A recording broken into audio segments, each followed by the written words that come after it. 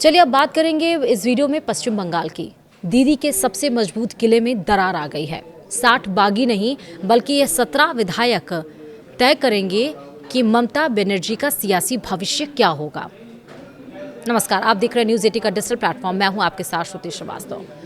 पश्चिम बंगाल की राजनीति में तृणमूल कांग्रेस के भीतर उठ रही बगावत अब सिर्फ 60 विधायकों की संख्या तय सीमित नहीं रह गई है। असली चर्चा उन 17 मुस्लिम विधायकों की हो रही है जिनकी नाराजगी ममता बनर्जी के सबसे मजबूत वोट बैंक में दरार का संकेत मानी जा रही है। मुर्शिदाबाद, मालदा और दक्षिण 24 परगना जैसे इलाकों से आने वाले ये विधायक अब पार्टी नेतृत्व के लिए सबसे बड़ी चुनौती बनते दिख रहे हैं। कांग्रेस और आईएसएफ जैसे दल भी इस राजनीतिक संकट पर नजर बनाए हुए हैं। सवाल यही है कि क्या ममता बनर्जी इस सियासी तूफान को संभाल पाएंगी या बंगाल की राजनीति में नया समीकरण बनता हुआ दिखाई देगा। विस्तार से समझिए। दरअसल पश्चिम बंगाल की राजनीति में कई बार बगावत हुई, गुटबाजी हुई और नेताओं ने पाला भी बदला, लेकिन इस बार मामला सिर्फ नाराजगी का नहीं दिख रहा। तृणमूल कांग्रेस के भीतर जो हलचल शुरू हुई है उसने सीधे ममता बनर्जी के सबसे मजबूत वोट बैंक को चर्चा का केंद्र में ला दिया है। ऋतुव्रत बनर्जी का यह दावा है कि टीएमसी के 60 विधायक अलग लाइन लेने को तैयार हैं।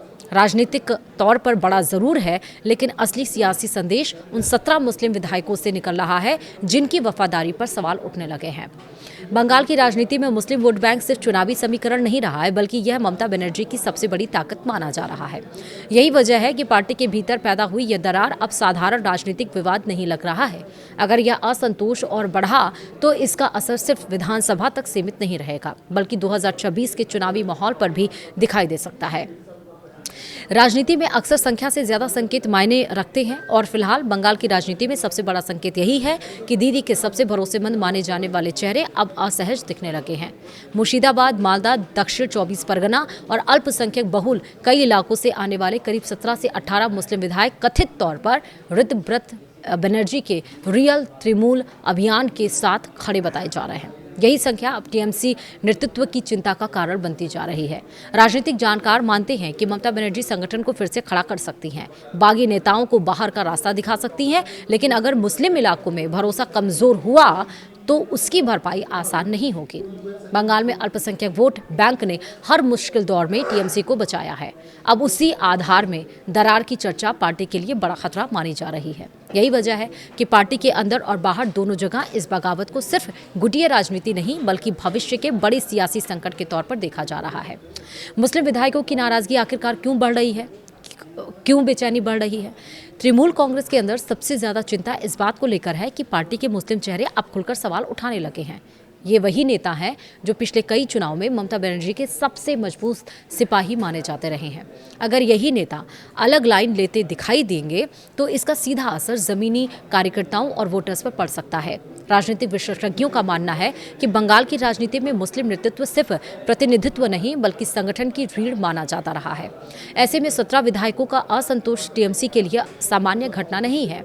कांग्रेस के वरिष्ठ नेता और पूर्व प्रदेश अध्यक्ष अधीर रंजन चौधरी ने भी दावा किया है कि कई मुस्लिम विधायक कांग्रेस से संपर्क बना रहे हैं। उन्होंने कहा, अगर ये विधायक लंबे समय तक ऐसी स्थिति में रहे तो अपने इलाकों में लौटना उनके लिए मुश्किल हो जाएगा।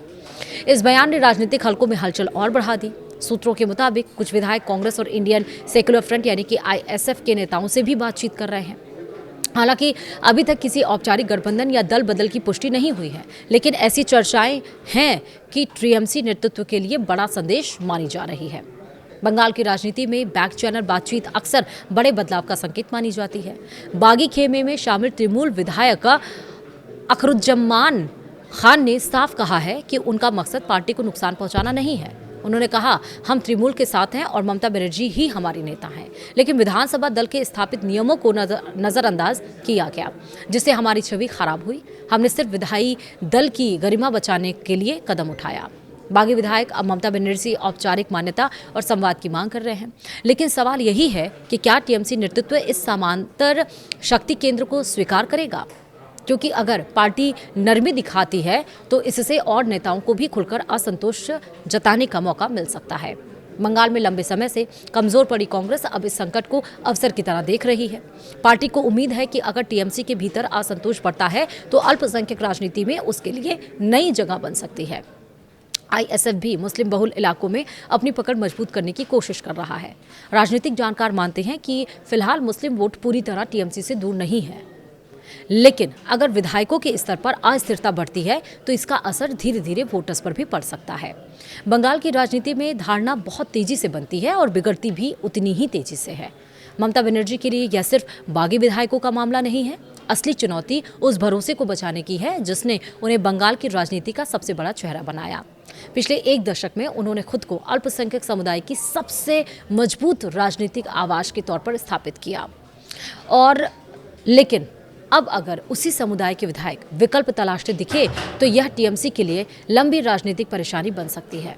पार्टी के अंदरूनी सूत्रों का कहना है कि अब सभी की नज़र ममता बनर्जी के अगले कदम पर है। अगर वे सख्त कार्रवाई करती हैं तो बगावत और बढ़ सकता है, अगर नरमी दिखाती हैं तो पार्टी के भीतर अनुशासन पर सवाल उठ सकते हैं। यही वजह है कि यह संकट सिर्फ 60 विधायकों का नहीं बल्कि उन 17 चेहरों का बन गया है जो बंगाल की राजनीति की दिशा बदल सकते हैं। आपका क्या मानना है मुझे कमेंट में बताइएगा। वीडियो में इतना ही। नमस्कार।